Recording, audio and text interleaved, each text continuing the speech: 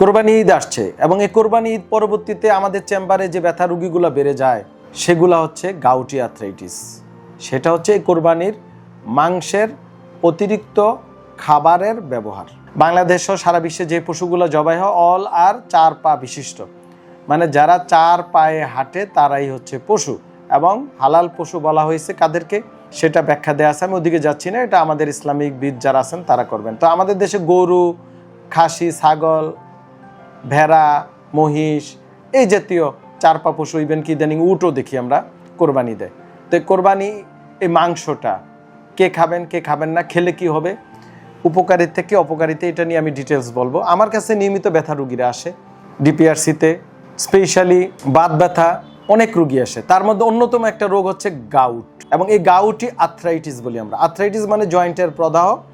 এই গাউট হচ্ছে purine rich diet, specially লাল মাংস এবং এই জাতীয় যত খাবার আছে, যেমন বীজ মানে বিন জাতীয়, বিচি না, বিন জাতীয়, বিন মানে ডাল জাতীয় খাবার, কিছু ক্ষেত্রে পিচ্ছিল জাতীয় শাক, কিছু ক্ষেত্রে সামুদ্রিক মাছ, এবং বেশিরভাগ ক্ষেত্রে হচ্ছে আপনার এই যে রেড মিট, গরু, খাসি, এই সকল মাংসগুলো প্রচুর পিউরিন রিচ ডায়েট এবং অনেক ক্ষেত্রে হাইলি কোলেস্টেরল।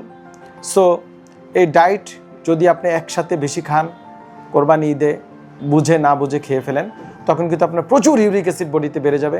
আমাদের যে এক্সক্রিশন, মেটাবলিজম আর ডাইজেশনের পরে মেটাবলিজমের পরে এক্সক্রিশন যে মেকানিজম, এই মেকানিজম আমাদের যে কিডনি বলেন বা অন্যান্য জিআই ট্র্যাক্টের মাধ্যমে যে এক্সক্রিশন হয় এবং স্পেশালি কিডনির মাধ্যমে, তো সেটা কিন্তু লোড নিতে পারে না বডি।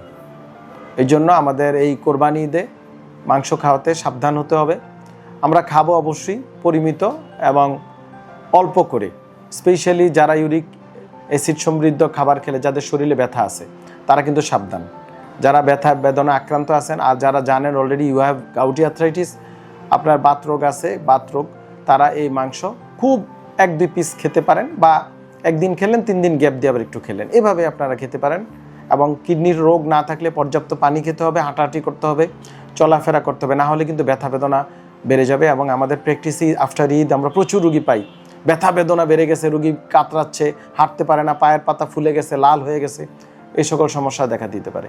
তাছাড়া এই মাংসে অতিরিক্ত খেলে যেটা হবে, আপনার অনেক সময় কোলেস্টেরলের মাত্রা বেড়ে যাবে, খারাপ কোলেস্টেরল বেড়ে যাবে, বিভিন্ন প্রকার আপনার প্রেশার বেড়ে যেতে পারে, এবং যেহেতু হাই প্রোটিন এবং এখানে চর্বি এবং প্রোটিন দুইটাই অনেক বেশি, সেক্ষেত্রে আপনার বডিতে মেকানিজমে প্রবলেম দেখা দিতে পারে। সো আমাদের এক্ষেত্রে সাবধান হতে হবে, বুঝে শুনে কোরবানির পশুর মাংস খেতে হবে, কোরবানি দিতে হবে। এটা ফরজ, আল্লাহ যাদের উপর ফরজ করেছে, কিন্তু সেটা শুধু নিজেদের খাওয়ার জন্য না বা অতিরিক্ত খাওয়ার জন্য না।